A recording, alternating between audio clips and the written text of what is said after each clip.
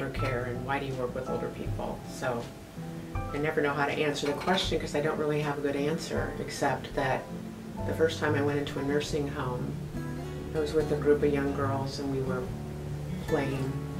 We put up a little gymnastics meet in the middle of the dining room, and there was such a mood of gratitude and appreciation.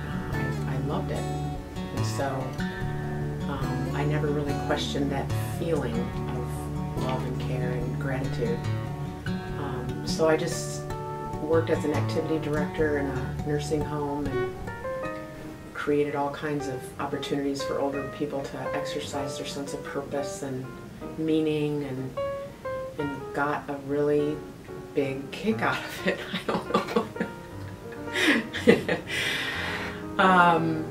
And then, you know, I think over the years I thought, well, maybe I could, you know, run a nursing home better than the person that's running it.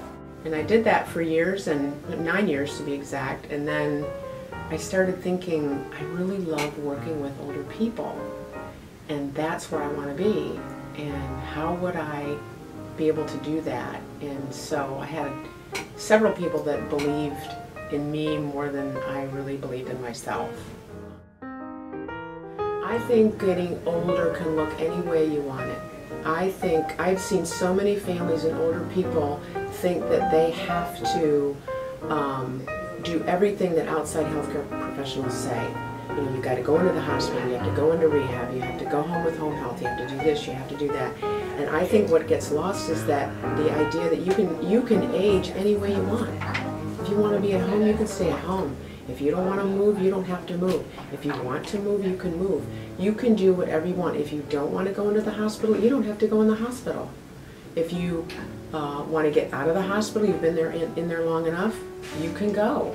And I don't think that all older adults realize that, and I don't know that the kids here often enough listen to what your parents are saying, and that is what should be followed.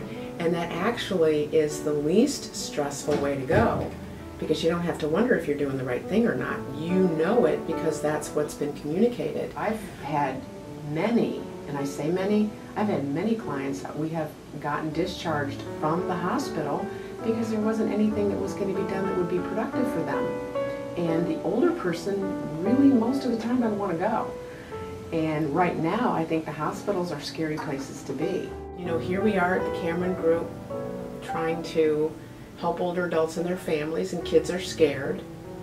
You know, kids have parents that are getting older. You know, when you have a baby, people say, oh, and they've got lots of advice and they've got books that you can read and lots of stuff, but when your parents get older and need you, there's, it's not really talked about until you're in the middle of it and you're really scared.